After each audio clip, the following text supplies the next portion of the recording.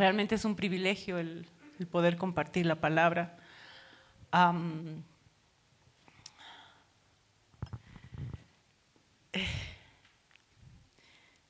Y aparte de ser un privilegio, es una gran responsabilidad el pararse en este lugar. Porque la palabra del Señor está siendo predicada. Amén. Yo he estado orando todo este tiempo, pidiéndole al Señor qué es lo que realmente quiere enseñarnos, qué es lo que Él anhela de su pueblo, de sus hijos. Y me voy a ir a una porción. Es un poco difícil de pronto subir todos los versos porque uno prepara a veces y el Señor da la vuelta a todo, ¿no es cierto? Y en el mismo instante como que te brotan versos que tú no los tenías anotados. Entonces me voy a ir a un verso y sí, me imagino que no todos los versos van a salir, ya les digo por qué, ¿no? Me traía a memoria el Señor la palabra que está en Éxodo 33, verso 11 en adelante, voy a leer hasta el verso 15, cuando el Señor promete su presencia a Moisés. Y dice la palabra, y hablaba Jehová a Moisés cara a cara, como habla cualquiera a su compañero, y él volvía al campamento, pero el joven Josué, hijo de Num, su servidor, nunca se apartaba de en medio del tabernáculo. Y dijo Moisés a Jehová, mira, tú me dices a mí, saca a este pueblo, y tú no me has declarado a quién enviarás conmigo. Sin embargo, tú dices, yo te he conocido por tu nombre, y has hallado también gracia a mis ojos. Ahora pues, si he hallado gracia a tus ojos, te ruego que me muestres ahora tu camino, para que te conozca y halle gracia en tus ojos, y mira que esta gente es pueblo tuyo. Y él dijo, mi presencia irá contigo y te daré descanso. Y Moisés respondió, si tu presencia no ha de ir conmigo, no nos saques de aquí. Aquí me traía el Señor a memoria esta palabra y realmente creo que es el anhelo de todo creyente, de todas las personas que hemos conocido a Cristo. A partir del primer día, creo que lo que más nos ha interesado ha sido que su presencia no se aparte de nosotros, ¿verdad?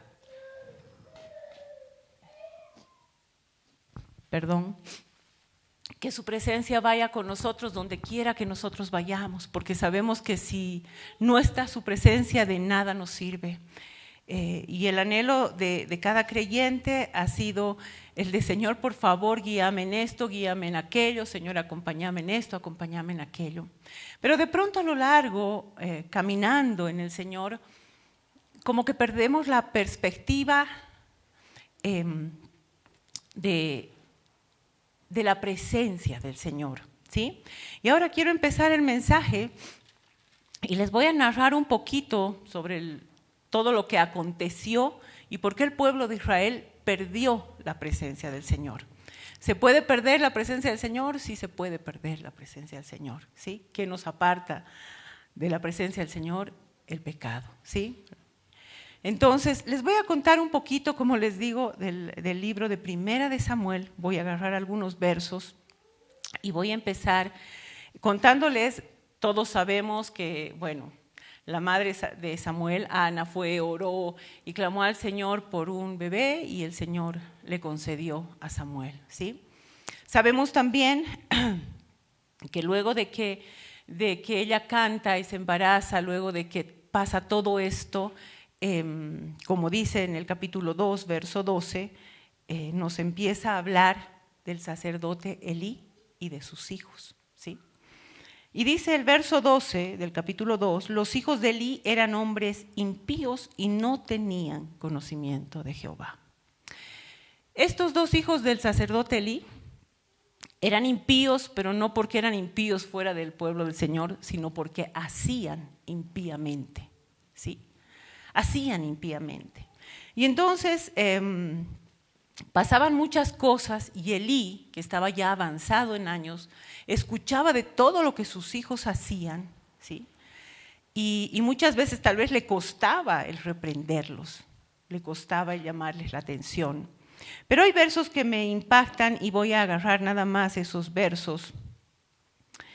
Voy a agarrar el verso 29 del capítulo 2 de Primera de Samuel y dice: ¿por qué habéis hollado mis sacrificios y mis ofrendas que yo mandé ofrecer en el tabernáculo?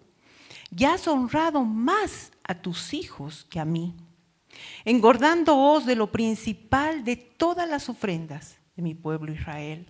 Por tanto, Jehová el Dios de Israel dice: yo había dicho que tu casa y la casa de tu padre andarían delante de mí perpetuamente, mas ahora, ha dicho Jehová, nunca yo tal haga.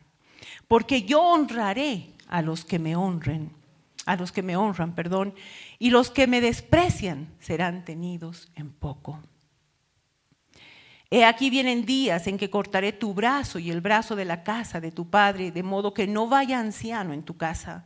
Verás tu casa humillada, mientras Dios colma de bienes a Israel, y en ningún tiempo habrá anciano en tu casa.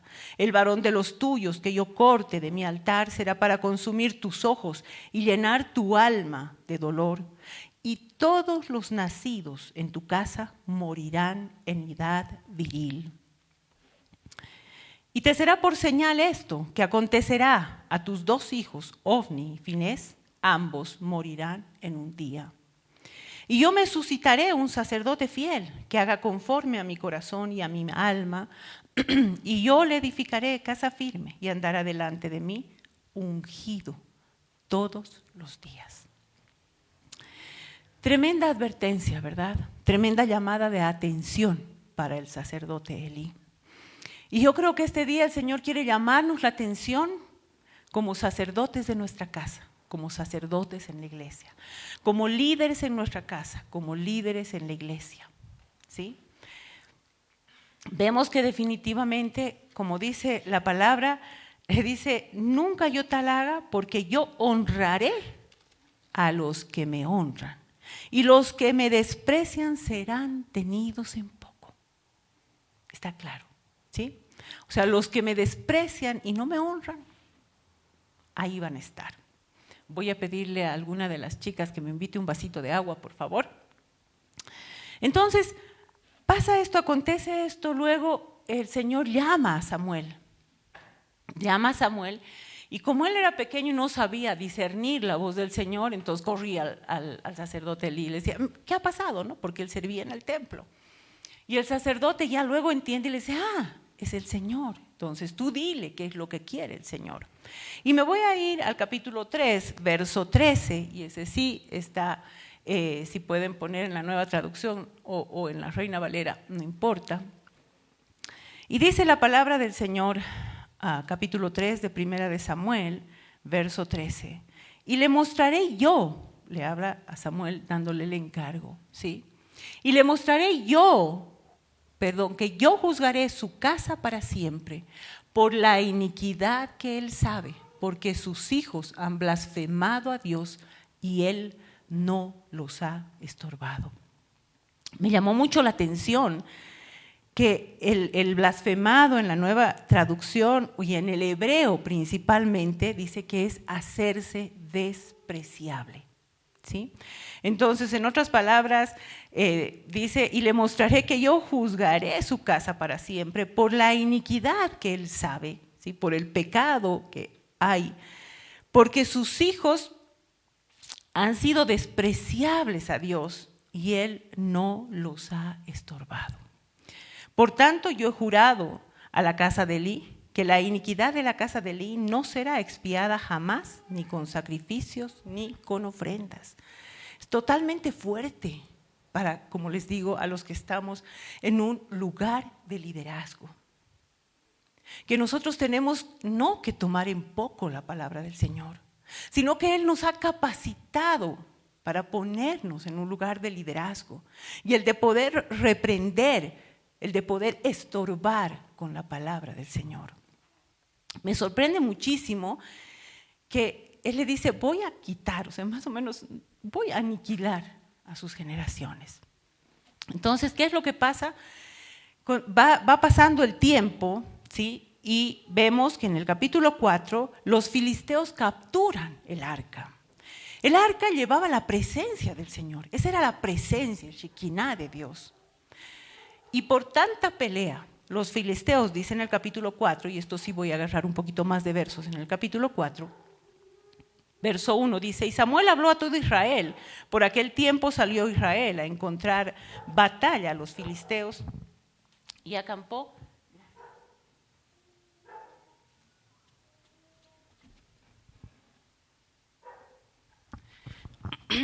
Y acampó junto a Benecer. Y los filisteos acamparon en Afec, y los filisteos presentaron la batalla a Israel, tratándose el combate. Israel fue vencido delante de los filisteos, los cuales hirieron en la batalla en el campo como a 4,000 hombres. Cuando volvió el pueblo al campamento, los ancianos de Israel dijeron, ¿por qué nos ha herido hoy Jehová delante de los filisteos? Traigamos a nosotros de Silo el arca del pacto de Jehová, para que viniendo entre nosotros nos salve de la mano de nuestros enemigos. Y esto fue algo que me llamó muchísimo la atención. Pierden la batalla. Dice que ahí claramente en el verso 2 que mueren como 4,000 hombres en la batalla, ¿sí? Y entonces ellos agarran y como que reaccionan, ¿qué ha pasado, no es cierto? ¿Por qué no nos ha dado la victoria el Señor? Traigamos la presencia de Dios con nosotros, como dice ahí claramente, para que viniendo entre nosotros nos salve de la mano de nuestros enemigos. Muchos de nosotros, en el caminar del Señor, tomamos a Dios de esta manera. Muchos de nosotros decimos, ¿me está yendo mal? ¿Por qué será que me está yendo mal? Voy a ir a la iglesia este domingo para que me vaya bien. Me está yendo mal, voy a orar para que me vaya bien. Y tomamos más o menos como que la presencia de Dios como un amuleto en los momentos malos. Así más, yo me quedé sorprendidísima y digo, wow, qué terrible. O sea, hay mucha gente que en el momento de prueba va corriendo y hay que orar y hay que ayunar y hay que hacer de todo. Y después, bien, gracias, hasta luego. Ya recibí lo que yo quería, ¿verdad? Mucha gente que está en enfermedad, en tristeza, en dolor, o como ustedes quieran llamarlo, buscan nada más al Señor hasta conseguir los beneficios de Dios, como que si Él fuera un amuleto, y luego lo desechan.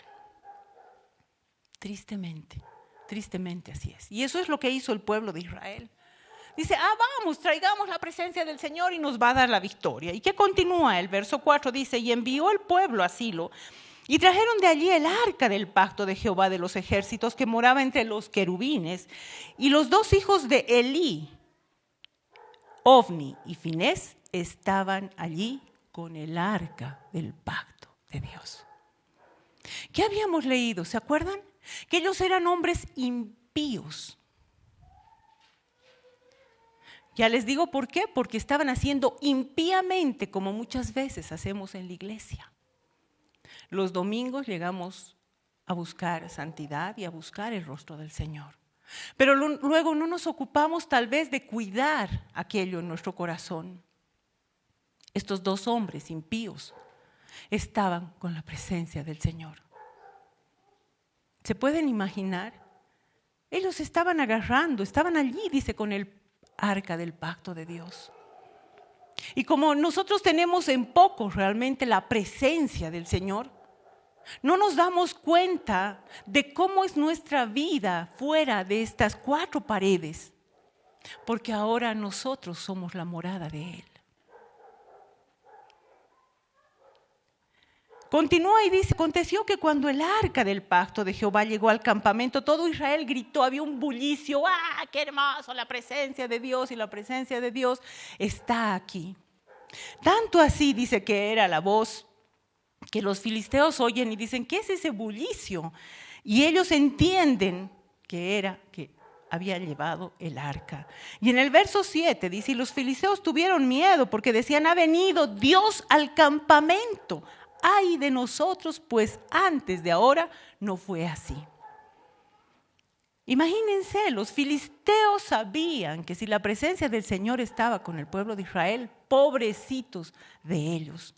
Cuán importante es llevar la presencia del Señor, así como Samuel dice que él iba a levantar a alguien firme, dice, ¿no es cierto?, que andará delante de mí ungido, lleno de mi presencia todos los días.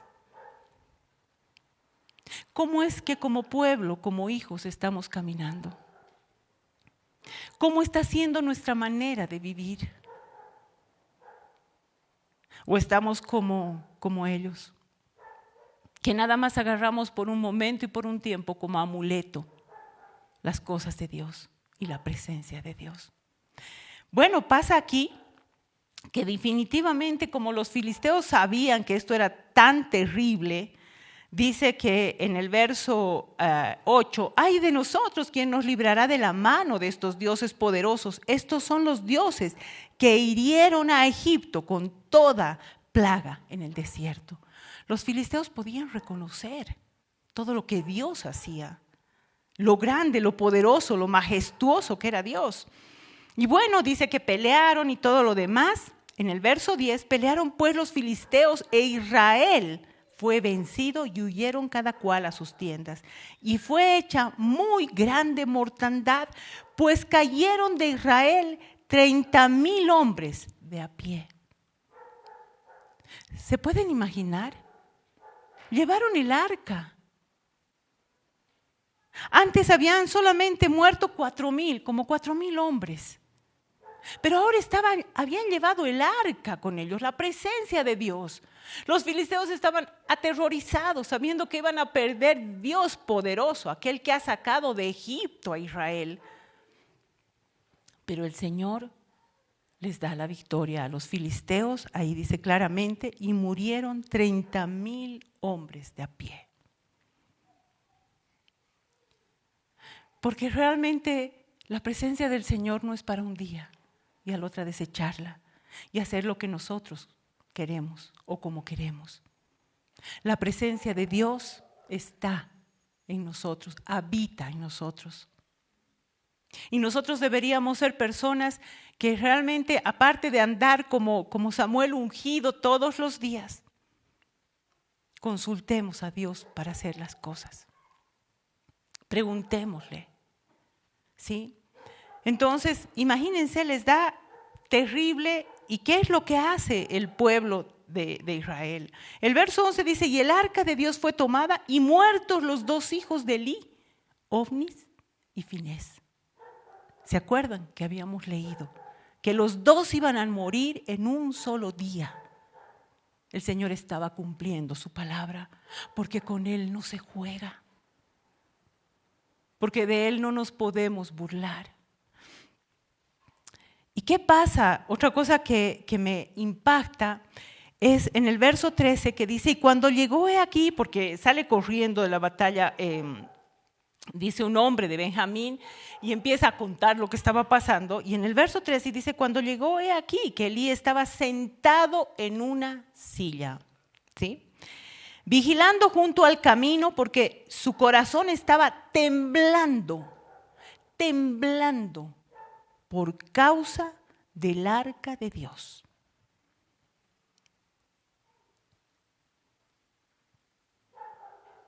¿Nosotros temblamos de la misma manera?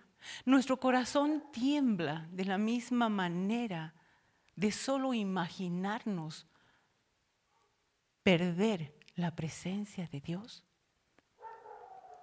Este hombre estaba reposado en una silla.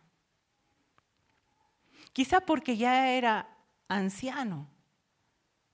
Pero ¿cuántos en el pueblo del Señor hay sentados en una silla, reposados, tranquilos, como que si no pasara nada? Y muchas veces reclaman, ¿y por qué no me bendice Dios, verdad? ¿Y por qué Dios no me da? ¿Y por qué? Y corren a Dios, reciben y otra vez hacia el otro lado. Él estaba reposado, pero su corazón estaba temblando. Más adelante, en el verso 15 dice, era ya Elí de edad de 98 años y sus ojos se habían oscurecido de modo que no podía ver. Esta es una ceguera en aquel tiempo física, ¿verdad? A causa de la vejez, porque uno va como que perdiendo la vista. Pero ¿cuántos ciegos espirituales habemos en la iglesia del Señor? ¿Cuántos que hemos perdido la visión espiritual? ¿Cuántos que estamos en el liderazgo, que hemos tenido en poco tal vez, hemos dicho, ay no, pero si el fulano hace, ¿por qué yo no? ¿Verdad? O si el fulano no hace, ¿por qué yo no? Y tal vez no nos hemos dado cuenta que nuestro corazón se ha ido engrosando, se ha ido endureciendo a causa del pecado. Y entonces tenemos una iglesia letargada, que está sentada, reposando, ciega espiritualmente. Tenemos un liderazgo ciego espiritualmente. No solamente un liderazgo en la iglesia, sino hablo un liderazgo en su casa. Y estamos ciegos.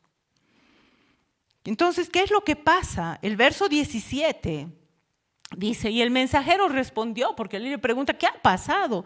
Diciendo, Israel huyó de delante de los filisteos y también fue hecha gran mortandad en el pueblo, y también tus 2 hijos, Ofni y Finés, fueron muertos, y el arca de Dios ha sido tomada. Los que somos padres podemos saber, yo me imagino solamente el pensar de perder un hijo, lo que duele el corazón. Prefieres tú que te pase lo que sea, ¿verdad? Pero no, a él no. Miren lo que pasó. Y dice, verso 18, y aconteció que cuando él hizo mención del arca de Dios, Eli cayó hacia atrás de la silla, al lado de la puerta, y se desnucó y murió, porque era hombre viejo y pesado. Y había juzgado a Israel 40 años. No le importó la muerte de sus hijos. Lo que al sacerdote le importó fue el arca de Dios. El haber perdido el arca de Dios. Dios le advirtió, Dios se lo dijo.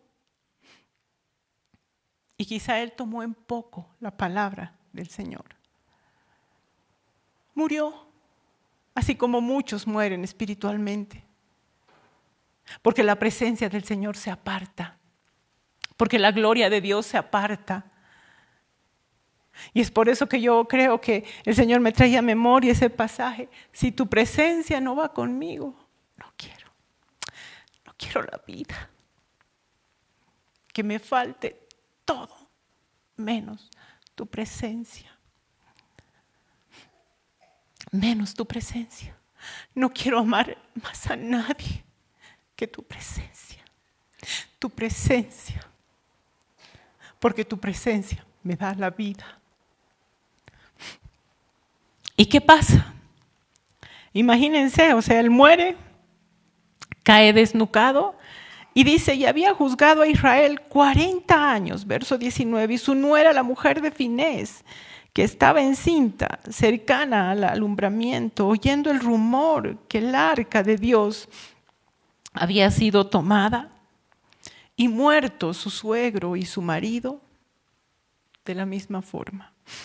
Se inclinó y dio a luz, porque le sobrevinieron dolores de repente. Y al tiempo que moría, le decían las que estaban junto a ella, no tengas temor, porque has dado a luz un hijo. Mas ella no respondió, ni se dio por entendida. Y llamó al niño Icabod, diciendo, traspasada es la gloria de Israel. En alguna traducción decía, ¿dónde está la gloria del Dios de Israel? ¿Dónde? Por haber sido tomada el arca de Dios y por la muerte de su suegro y de su marido, dijo pues, traspasada es la gloria de Israel, porque ha sido tomada el arca de Dios. Miren, cómo esta mujer había podido comprender la importancia de la presencia de Dios. Y yo me imagino dando a luz, las que somos mujeres y sabemos cómo se da a luz, los dolores que vienen. Y me imagino que en su dolor ella gritó: Icabod, ¿dónde está la gloria del Dios de Israel? Su gloria. Si tu presencia no va conmigo, Señor, no quiero la vida. Todo, se puede perder todo en esta vida, menos su presencia. Y entonces, ¿qué pasa? En el capítulo 5 dice que cuando los filisteos capturaron el arca de Dios, la llevaron desde Eben-ezer a Asdod, ¿sí? Llevan a Asdod el arca. ¿Y lo ponen dónde? Dice que lo metieron en la casa de Dagón, junto a Dagón. ¿Y qué es lo que pasa? Que al día siguiente van y en el verso 4 dice que las manos estaban cortadas de Dagón y las palmas en el umbral, habiéndole quedado a Dagón solamente el tronco. Porque Dios no comparte con nadie su gloria. Y entonces el verso 6 dice: se agravó la mano de Jehová sobre los de Asdod y los destruyó y los hirió con tumores en Asdod y en todo su territorio. Viendo esto, los de Asdod dicen: ay, Dios del cielo, no queremos aquí el arca, llévenlo a otro lado. Y dice entonces que llevan a Gat, en el verso 8, pásense el arca del Dios de Israel a Gat, y pasaron allá el arca de Dios de Israel. Y en el verso 9, aconteció que cuando le habían pasado la mano de Jehová, estuvo contra la ciudad con gran quebrantamiento, y afligió a los hombres de aquella ciudad, desde el chico hasta el grande, y se llenaron de tumores. Verso 10, entonces enviaron el arca de Dios a Ecrón. Como que fue paseando, ¿verdad? El arca del Señor. Y lo mandan a Ecrón. Y cuando el arca de Dios vino a Ecrón, los ecronitas dieron voces diciendo: han pasado a nosotros el arca de Dios de Israel para matarnos a nosotros y a nuestro pueblo. Porque ellos entendían lo que significaba la presencia de Dios. El capítulo 6, verso 1 dice: estuvo el arca de Jehová en tierra de los filisteos 7 meses. 7 meses está allá el arca. ¿Sí? 7 meses el arca con los filisteos, y ellos llaman a los adivinos y preguntan: ¿qué es lo que tenemos que hacer? Y saben que tienen que mandar el arca con tumores de oro, con ratones de oro, ¿sí?, hacia el pueblo de Israel. Y van 2 vigilando, ¿qué tal va? ¿Sí?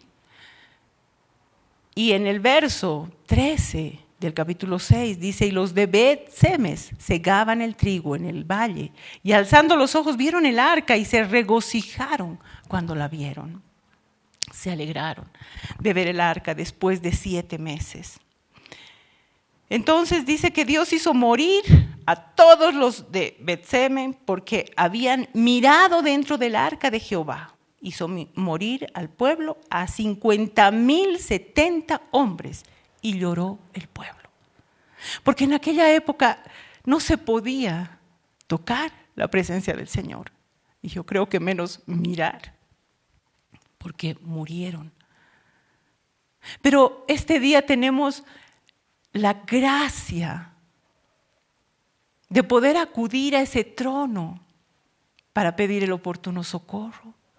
Podemos hablar con Él, lo podemos mirar, lo podemos tocar cuantas veces en nuestras oraciones, y no vamos a ser destruidos porque su presencia va con nosotros.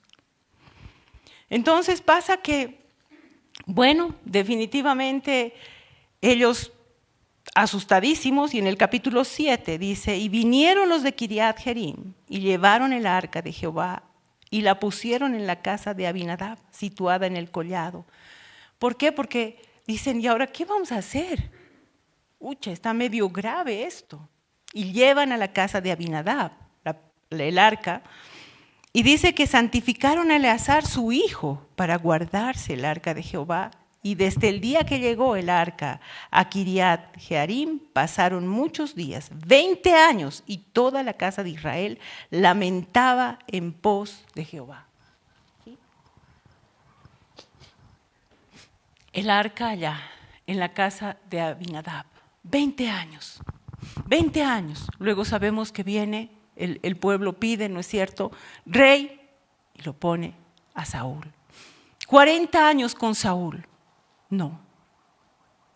Saúl ni siquiera en ningún momento se ocupa de decir, vamos a traer el arca, recuperemos el arca. Está en la casa de Abinadab. Ni le importó. Y viene David. David, que definitivamente desde muy pequeño había sido escogido de detrás del redil de las ovejas. Y cuando él conquista Jerusalén, lo primero que dice es: recuperemos el arca. Recuperemos la presencia del Señor. Traigámosla a Jerusalén.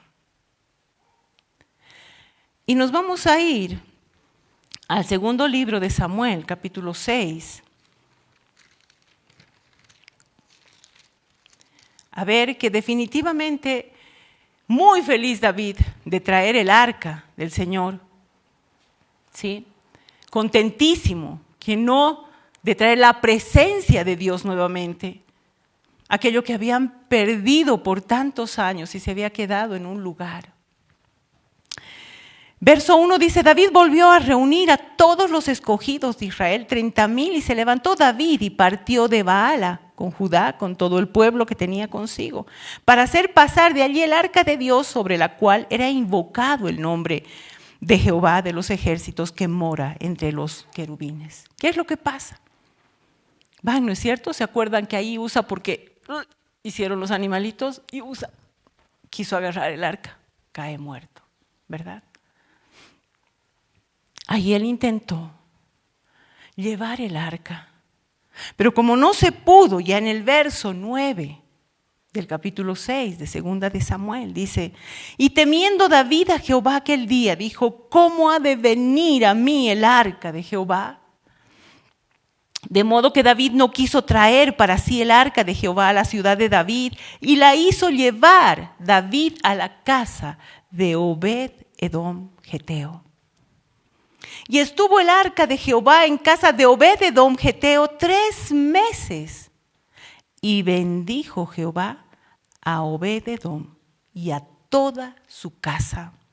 Y fue dado aviso al rey David, diciendo: Jehová ha bendecido la casa de Obed-edom y todo lo que tiene a causa del arca de Dios. No solo bendijo a su familia, sino todo lo que él tenía. ¿Cuántos de nosotros podemos experimentar que a causa de la presencia del Señor nuestras generaciones van a ser bendecidas y todo lo que hagamos es bendecido? Muchas veces no comprendemos por qué no está la bendición, pero buscamos la bendición y no al que da la bendición. El pueblo del Señor se ha ocupado de buscar los beneficios, pero no al que da los beneficios. Creo que es tiempo de buscar la presencia de Dios. Si tu presencia no va conmigo, no quiero ir, no quiero la vida, no quiero nada. El poder entender que la presencia de Dios es absolutamente todo en nuestra vida. Como decía el salmista: ¿a quién tengo yo en los cielos sino a ti? Y fuera de ti no quiero nada. No quiero nada. Si estás en esta tierra, si estamos en esta tierra, es definitivamente para poder llevar la presencia del Señor. Se pueden dar cuenta, 20 años en la casa de Abinadab y no pasó absolutamente nada. Nada de nada. No pasó nada. 3 meses en la casa de Obed Edom Eteo. 3 meses. Y dice claramente, bendijo Jehová a Obed Edom y a toda su casa. Más adelante, a todo lo que él tiene. ¿Anhelamos realmente ser bendecidos? ¿O anhelamos la presencia del Señor? ¿Qué es lo que buscamos? Hay un pasaje paralelo a este que está en Primera de Crónicas 13:5. Y me voy a ir a Primera de Crónicas, capítulo 13, verso 5, que en realidad es el paralelo de lo que acabamos de leer. Voy a leer desde el verso 12 y dice, y David temió a Dios aquel día y dijo, ¿cómo he de traer a mi casa el arca de Dios? ¿Cómo? Y no trajo David el arca a su casa en la ciudad de David, sino que la llevó a casa de Obed Edom Geteo. Y el arca de Dios estuvo con la familia de Obed Edom en su casa 3 meses. Y bendijo Jehová la casa de Obed Edom y todo lo que él tenía. Todo lo que él tenía. Es hermoso el poder entender que el nombre dice mucho, ¿sí? El nombre dice muchísimo. Ponemos nombres a nuestros hijos porque nos gustan, ¿verdad? O ponemos nombres a nuestros hijos porque, no sé, escuchamos algo bonito. Pero ¿cuántos de nosotros realmente ponemos nombres a nuestros hijos porque Dios dice que tenga ese nombre? Y no sabemos el plan que Dios tiene al darte ese nombre, ¿verdad? El nombre de Obed Edom significa adorador, siervo. Adorador, adorador. Y yo me ponía a pensar, digo, wow, qué tremendo adorador. La palabra del Señor dice que Él busca adoradores en espíritu y en verdad. Pero cuando venimos a la iglesia tal vez, cantamos bonito, sí, les escuchamos a las chicas cantar y cantamos junto con ellas. Pero no hemos entendido lo que es adorar. Lo que es postrar nuestro corazón delante de Él, rendirnos delante de Él, aceptar su poder, su grandeza, su soberanía. Cuando hay una alabanza de gozo estamos, ¿verdad? ¿Y cuántos de nosotros sabemos que el gozo del Señor es nuestra fuerza? Y estamos, ¿verdad? No. Y entonces, lo que acabamos de leer, ¿verdad? En Primera de Crónicas, los lleva, está 3 meses allá, la presencia del Señor, bendice su casa y bendice todo lo que él tenía. Cuán maravilloso es andar con la presencia de Dios. Cuán maravilloso es dejarse guiar por la presencia de Dios. Cuán maravilloso es buscar continuamente el rostro del Señor. No solo cuando arden las papas o cuando estamos enfermos o en necesidad. Continuamente, dice el Señor, buscad mi rostro continuamente. Ese es un continuo, ¿verdad? No es un día sí, otro día no, una semana sí, otra semana no. Y con la pandemia vemos que definitivamente el enemigo ha aprovechado tantísimo que siempre tenemos algo más que hacer y no nos podemos congregar. Pero eso simple y llanamente viene del corazón. Yo quiero, Señor, yo anhelo. Y nos vamos a ir para terminar a Primera de Crónicas, capítulo 26.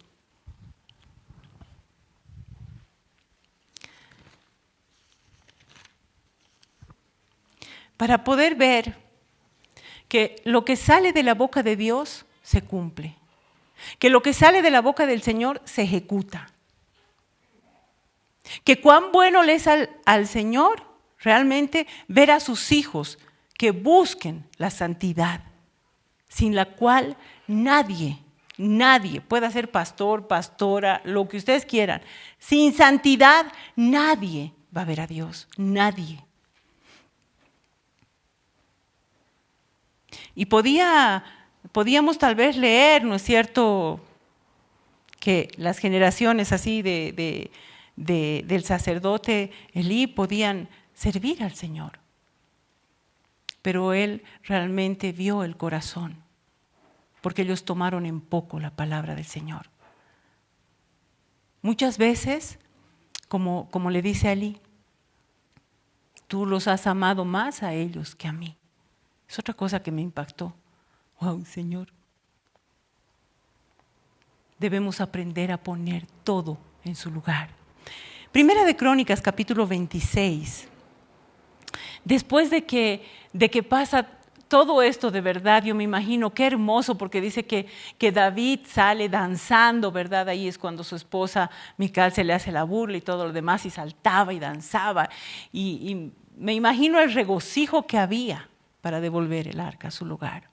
Pero ya aquí en el capítulo 26, verso 1 hasta el verso 5, en realidad es hasta el verso 8, pero lo voy a leer hasta el 5, dice, y también fueron distribuidos los porteros de las coreitas, Meselemías, hijo de Coré, de los hijos de Asaf, los hijos de Meselemías, Zacarías, el primogénito, Gedeael, el segundo, Zebadías, el tercero, Jatniel, el cuarto, Elam, el quinto, Jonatán, el sexto, Elionaí, el séptimo, los hijos de Obed, Edom, Semanías, el primogénito, Josabat, el segundo, Joa, el tercero, el cuarto, Sacar, el quinto, Natanael, el sexto, Amiel, el séptimo, Isacar, el octavo, Peutai, porque Dios había bendecido a Obed Edom. Miren, la bendición de ser un adorador, de ser un siervo. ¿Y qué es ser un siervo? No solamente es pararse en un púlpito. Ser un siervo es servirle al Señor en el momento en que Él quiera usarte, pero su presencia contigo. Miren cuántas generaciones, es como, wow, qué hermoso, Señor. He hecho lo recto delante de ti, he buscado tu presencia y esta es mi recompensa. Que mis generaciones te adoren, que mis generaciones te sirvan, que mis generaciones tengan tu bendición. Porque sin la bendición de Dios no sirve ganar el mundo entero. No sirve. Así que yo este día quiero alentar su vida. Realmente que su corazón se pueda llenar como se ha llenado el mío de decir, wow, Señor, cuando yo te he conocido, para mí no había nada más. No me importaba la vida, no me importaba tener, no tener, no me importaba absolutamente nada en la vida. Solamente su presencia. Y muchas veces se lo he dicho al Señor, Señor, si tu presencia no va conmigo, no quiero nada, nada. No quiero la vida. ¿De qué me va a servir? ¿De qué? Y Dios produzca este día en cada uno de nosotros el querer como el hacer por su buena voluntad de buscar la presencia del Señor, de ser hijos e hijas que adoremos a Dios, pero no solamente los domingos en la iglesia, sino que podamos adorarlo con cada paso que demos, que podamos rendirnos delante de Él, que seamos siervos, que podamos obedecerle en todo lo que Él nos manda, que no tomemos en poco su palabra cuando nos exhorta, que no tomemos en poco lo que ha salido de su boca, queremos realmente, y oramos muchas, yo sé que muchas personas oramos por nuestras generaciones, pero no se resume solamente en orar, se resume en hacer, en obrar, porque eso es lo que da vida. ¿Qué estás haciendo para que tus generaciones sean generaciones temerosas de Dios? ¿Cuánto tiempo le das al Señor cada día? ¿Cuánto tiempo le das en la semana? ¿Qué estás haciendo para que tus generaciones puedan ser temerosas de Dios y obedientes a Dios? ¿Cómo está siendo tu testimonio? ¿Cómo está siendo tu vida? Eres una persona que de pronto viene el domingo a la iglesia y el sábado tal vez estás en otra cosa. Has dejado que la presencia del Señor que mora en ti vaya a las cosas del mundo, esté con los filisteos. ¿Qué es lo que estamos haciendo? Que podamos detenernos y decir, wow, Señor, estamos viendo tu presencia, así como este liderazgo, traigamos la presencia del Señor y ya todo va a pasar. No es una varita mágica, no es un amuleto, no es algo con lo que se pueda jugar. No, es la presencia santa y maravillosa del Dios vivo. Y si el filisteo se puede dar cuenta cuánto puede hacer la presencia del Señor, sus hijos deberíamos darnos mucha más cuenta de lo que la presencia del Señor puede hacer en nuestra casa. ¿Cuántos que podamos tener el corazón de Obed-Edom? ¿Cuántos años estás en Cristo? Y tal vez eres un Abinadab, que has tenido la presencia del Señor y no ha pasado absolutamente nada en tu vida, ni en tu casa, ni en tu caminar. O eres un Obed-Edom. Y tal vez el tiempo en que estás en Cristo es corto, pero has dejado que su presencia llene tu casa y te traiga la bendición sobre tus generaciones y sobre todas tus cosas. ¿Qué nombre nos podríamos poner este día? Yo he recibido a Cristo en mi corazón hace 30 y pico años.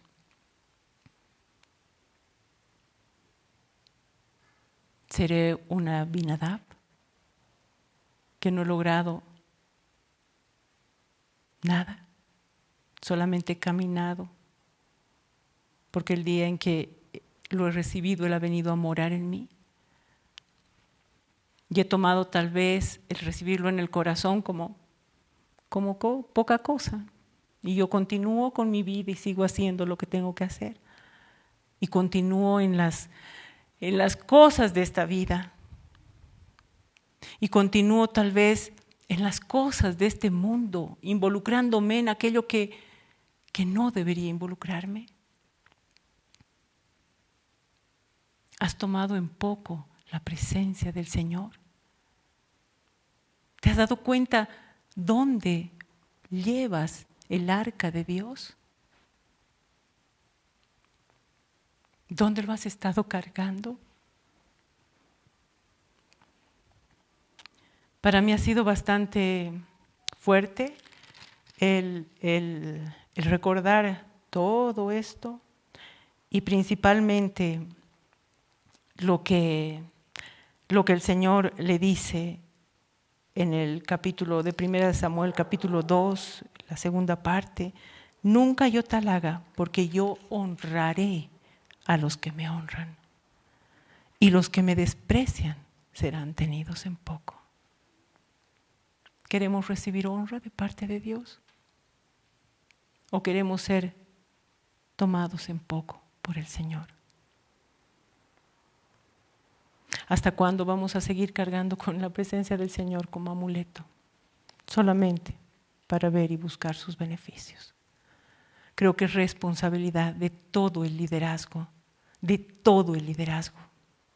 Ya les digo, no solamente de los líderes como iglesia, sino el liderazgo en nuestras casas. De tomar lo que el Señor nos ha mandado hacer. ¿A quién amamos más? ¿A quién amamos más? Creo que es tiempo de revisar nuestro corazón. ¿Sí? Amén. Así que, bueno, nos podemos poner tal vez de pie aquellos que quieren y reconocen en su corazón el decir, Señor, he descuidado tu presencia. Y estoy 20 años en tu camino, Señor, pero no he visto tu bendición y sigo viviendo como vivía antes. ¿O cuántos este día queremos decir, Señor, tu presencia es lo que quiero? Cantaban las chicas algo tan lindo de la presencia del Señor, no sé si pueden subir, las chicas de la alabanza.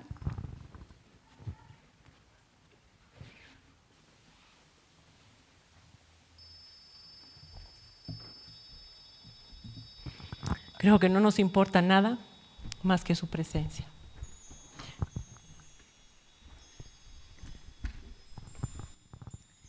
Y para eso, de verdad, ¿saben, hermanos amados?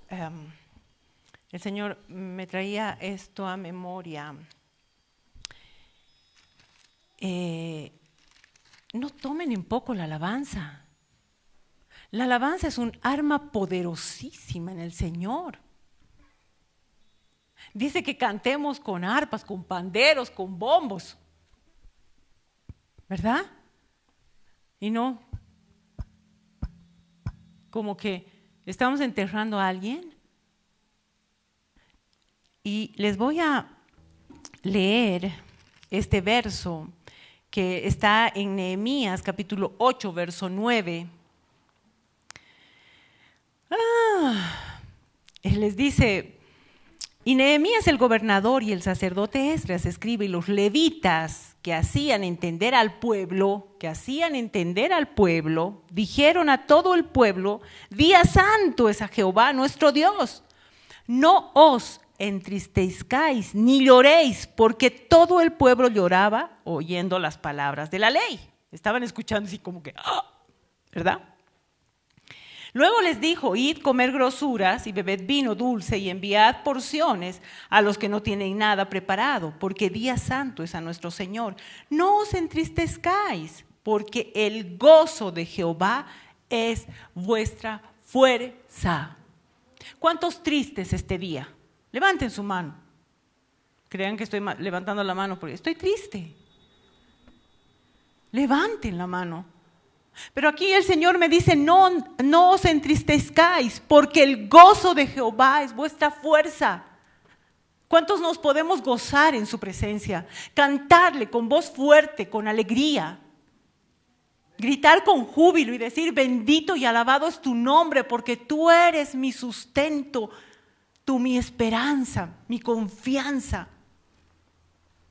Entiendan, la alabanza es un gran arma, poderosísima en el Señor.